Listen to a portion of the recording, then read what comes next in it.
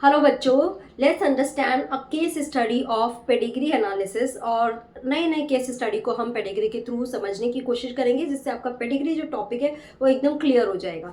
चलिए देखते हैं। ये एक सिंड्रोम है, नैंस हॉरन सिंड्रोम। इस सिंड्रोम में क्या होता है कि कैटरेक्ट का प्रॉब्लम होता है और टीथ जो है उनकी शेप्स भी बिल्कुल सही नहीं रहती है। अब पहले तो हमें पता करना है। यहाँ पे देखिए 3 क्वेश्चन है। पहला है कि मोड ऑफ इनहेरिटेंस कौन सा है। देखिए बहुत सारी जनरेशन तक इसका ट्रांसफर बता रखा है, और आप अगर इसमें ऑब्जर्व करेंगे ना, only male are affected. If you will observe, only male are affected. तो इससे ही समझ में आ सकता है कि ये कौन सा सिंड्रोम है। It is a x link inheritance. Okay, पहली चीज, क्योंकि हमें पता है कि एक्स लिंक में क्या होता है, पर्टिकुलर सेक्स ही अफेक्टेड होते हैं, और यहाँ पे सिर्फ मेल है, तो it is x link inheritance. अब अगर मैं एक्स लिंक इनहेरिटेंस देखूँ तो यहाँ पे क्या होगा। सबसे पहले तो बिकॉज एक्स लिंक है, तो मैं यहाँ हर किसी के नीचे, मतलब मेल है तो एक्स वाई लिखूंगी, और फीमेल है तो एक्स एक्स लिखूंगी। It is like this, X Y X X X Y.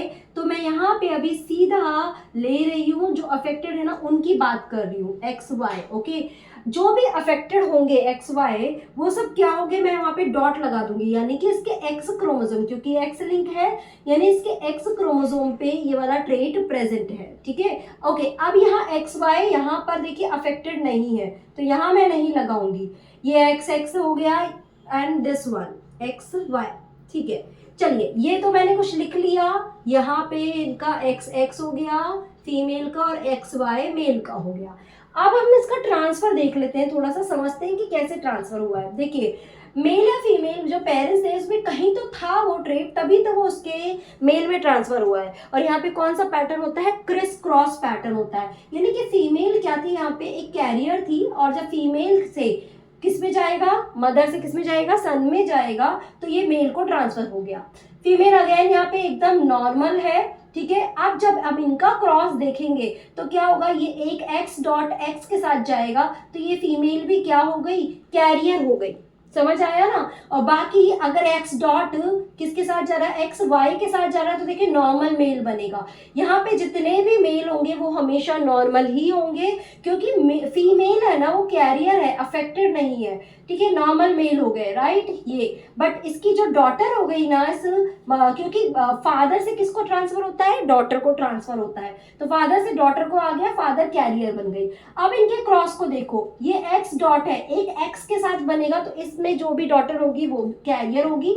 But ये एक्स डॉट वाई के साथ जा रहा है, तो यहाँ पे देखिए ये अफेक्टेड हो गए। और एक नॉर्मल भी आ सकता है, क्योंकि अगर ये वाला एक्स आ रहा है वाई के साथ, तो नॉर्मल बॉय भी बन रहा है। ठीक है, यहाँ पे देख लेते हैं। यहाँ पर भी देखिए, अगर ये दोनों पेरेंट अनअफेक्टेड है, बट इनका बच्चे में है, तो यानी मदर भी यहाँ पर क्या होगी, कैरियर ही होगी। कैरियर हो गई तो फिर इसके सन में ट्रांसफर हो गया, इस तरह से ट्रेट। ठीक है, समझ आया सेकंड नंबर में। और यहाँ पे भी मदर जो होगी वो कैरियर ही होगी, तभी तो वो उसके क्या, सन में ट्रांसफर हो जाएगा। थोड़ा सा ये समझ लिया। ठीक है, अब बात करते हैं।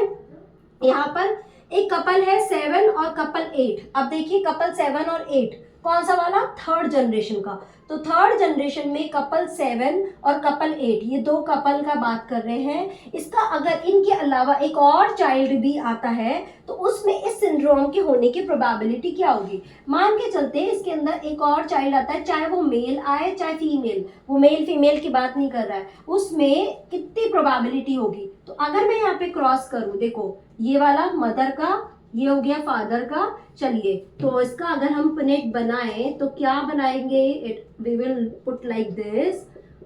ओके,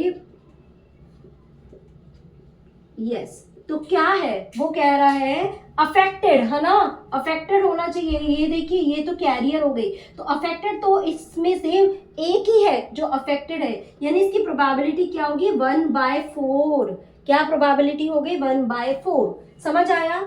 अब सेकंड क्वेश्चन क्या कह रहा है, इफ थर्ड जनरेशन का सेकंड नंबर का ये और 7th नंबर के इससे मेट करा देते हैं। चलिए, थर्ड जनरेशन का सेकंड नंबर क्या है, मेल एक्स डॉट वाई, और 7th वाला क्या है, कैरियर है, कैरियर है। इनको मेट करा रहे हैं। Probability of one of child have syndrome. चलिए इसका पुनेट लिखते हैं।